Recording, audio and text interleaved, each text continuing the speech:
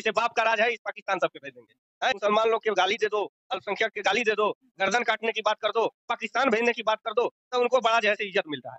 मोदी जी तो चुप्पी तोड़े हुए हैं, कि वही कहते हैं कि कपड़ा से पहचान होता है। शशि भूषण मेहता वह आपराधिक प्रवृत्ति के व्यक्ति हैं, पहले से उन पर 2-3 का मुकदमा चल रहा है और पांकी में पहले भी दंगा हुआ।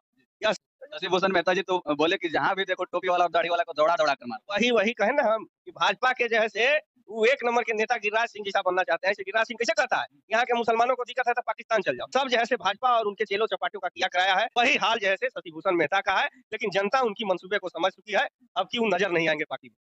आपका कहने का मतलब ये है कि बीजेपी पार्टी सिर्फ जो है कि हिंदू मुस्लिम करती है और लड़वाने का मतलब। बाकी कोई उनका एको को जैसे बताइए कि अच्छा काम किया। अच्छा दिन का वादा तो मोदी जी दिए थे, 15 लाख खाता में आएगा, सब काला धन विदेश से आएगा। आज काला धन के लिस्ट हुआ करता था मोदी जी के पास 14 से पहले, ये इतना लंबा काला धन का लिस्ट है। आज काला धन के लिस्टे गायब हो गया। हिंदू मुस्लिम अगर यह सब जो है सो हटा दिया जाए कि भाषण में नहीं बोलना है भाजपा के नेता के, इनके पास कोई राजनीतिक विकल्प नहीं है, ये कुछ बोल नहीं पाएंगे। विकास का कोई मुद्दा विजन इनके पास नहीं है। शशि भूषण मेहता जी को मोदी जी थोड़ी बोल दिया था कि आप इस तरह से बयानबाजी कीजिए।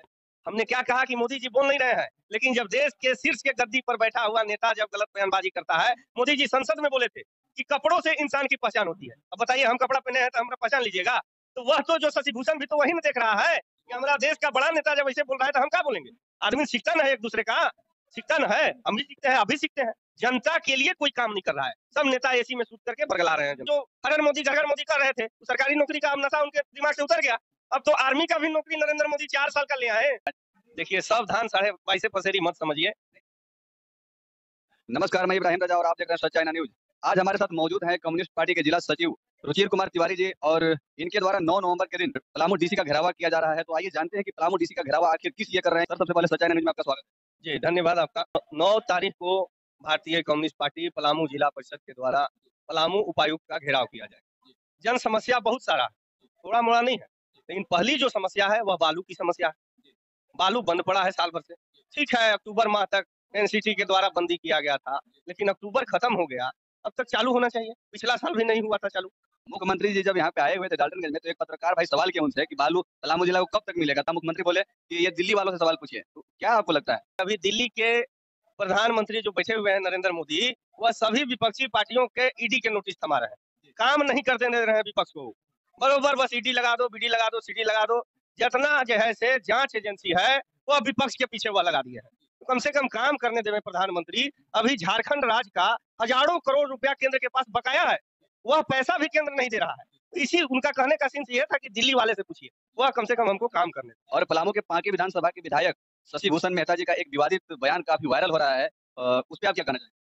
देखिए, देश के प्रधानमंत्री मोदी जी 2014 में जब गद्दी में आए थे, तो लोकसभा के सीढ़ी पर जैसे चरण दंडवत दिए थे, चरण दंडवत देकर के अंदर गए थे। लेकिन उसके बाद उनके देश के कोई भी नेता मंत्री विवादित बयान देते हैं, खास करके अल्पसंख्यक के बारे में, तो मोदी जी तो चुप्पी तोड़े हुए हैं, कि वही कहते हैं कि कपड़ा से पहचान होता है। तो देश का जब शीर्ष का नेता, गद्दी पर बैठा हुआ नेता अनर्गल बयानबाजी करना शुरू कर देता है, तो उसके अधीनस्थ जितने भी नेता है सब जैसे अनर्गल बयानबाजी करते हैं। और शशि भूषण मेहता वह आपराधिक प्रवृत्ति के व्यक्ति हैं, पहले से उन पर 2-3 का मुकदमा चल रहा है और पांकी में पहले भी दंगा हुआ। यह सब जैसे भाजपा और उनके चेलो चपाटियों का किया कराया है, और वही भुनाने के उद्देश्य से, क्योंकि अब चुनाव आने वाला है 1 साल के बाद, तो सोचे कि हिंदू मुस्लिम के नाम लेकर के अल्पसंख्यक के नाम पर बहुसंख्यक का वोट हम प्राप्त कर लें और हमको टिकट भी मिल जाएगा। कि भाजपा में है तो आजकल जैसे मुसलमान लोग के गाली दे दो, अल्पसंख्यक के गाली दे दो, गर्दन काटने की बात कर दो, पाकिस्तान भेजने की बात कर दो, तो उनको बड़ा जैसे इज्जत मिलता है। वही हाल जैसे शशि भूषण मेहता का है, लेकिन जनता उनकी मंसूबे को समझ चुकी है, अब की वो नजर नहीं आएंगे पार्टी में। आपका कहने का मतलब ये है कि बीजेपी पार्टी सिर्फ जो है कि हिंदू मुस्लिम करती है और लड़वाने का मतलब। बाकी कोई उनका एको को जैसे बताइए कि अच्छा काम किया। अच्छा दिन का वादा तो मोदी जी दिए थे, 15 लाख खाता में आएगा, सब काला धन विदेश से आएगा। आज काला धन के लिस्ट हुआ करता था मोदी जी के पास 14 से पहले, ये इतना लंबा काला धन का लिस्ट है। आज काला धन के लिस्टे गायब हो गया, नोटबंदी किए, सब काला धन रातों रात सफेद हो गया। तो उनके पास मुद्दा नहीं है हिंदू मुस्लिम।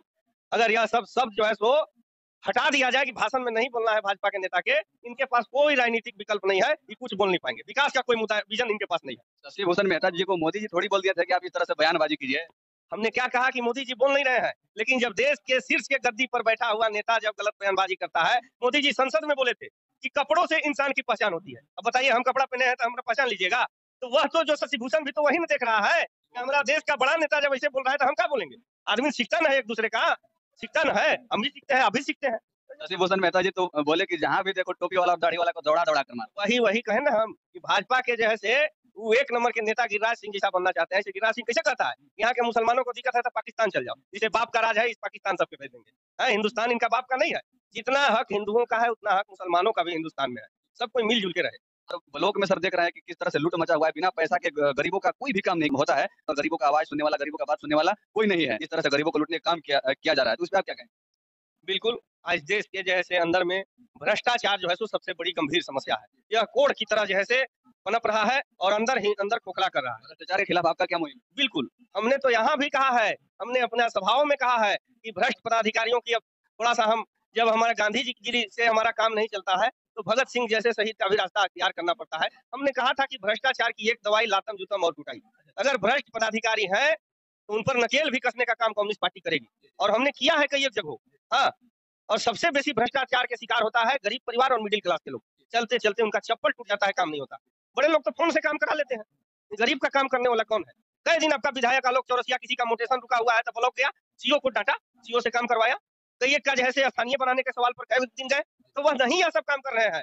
उन लोग के बस फ़ोन से बड़े आदमी का काम कर देना है, गरीबों का काम करने वाला नहीं है। मैं जो है से तैयार हूँ इसके लिए, आवें 12 बजे रात के रुचि तिवारी के फ़ोन करते हैं, मैं तैयार हूँ, किसी ब्लॉक का मामला हो, नहीं घबराए चलेंगे। हाँ, जनता को साथ लेकर के उनके खिलाफ आंदोलन में हम शामिल रहेंगे। अगर अपना कीमती वोट दे करके अगर जिताते हैं जनता, तो क्या आप भी इन्हीं लोगों के जैसा नहीं ना फिर हो जाइएगा?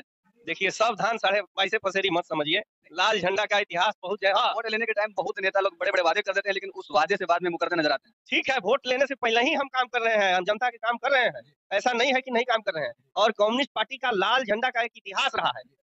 कोई भी नेता का आप नाम उठा लीजिए, सब आज़ादी के बाद अगर एक नेता पर भ्रष्टाचार का आरोप लगा हुआ है तो आप बता दीजिए। बिल्कुल ऐसा नहीं है, जनता के हित में सारा काम करेंगे। सच्चाई न्यूज़ चैनल के देखने वाले सभी को क्या कहना चाहेंगे? सच न्यूज़ चैनल को देखने वाले सभी श्रोताओं को हम धन्यवाद देंगे। मैं विगत 12 वर्षों से पलामू की जनता का सेवा कर रहा हूँ। नाम रुचिर कुमार तिवारी, भारतीय कम्युनिस्ट पार्टी के डिस्ट्रिक्ट सेक्रेटरी, राष्ट्रीय परिषद सदस्य हूँ। 12 वर्षों से जनता की सेवा कर रहा हूँ और निस्वार्थ भाव से कर रहा हूँ। ऐसा नहीं है कि उसमें कोई हमारा स्वार्थ छिपा हुआ है। और हम आम जनता से अपील करते हैं कि आने वाला जो है से चुनाव में, विधानसभा में अपना जैसे बहुमूल्य वोट एक बार हमको दें और दे करके विजयी बनावे, ताकि हम काम करके दिखाएं कि डाल्टनगंज विधानसभा में क्या जैसे एक विधायक का कर्तव्य होता है, वह कैसे जनता के लिए काम करता है, जनता के हितों को सर्वोपरि समझता है। यह हम करके दिखाएंगे, यह हम वादा करते हैं।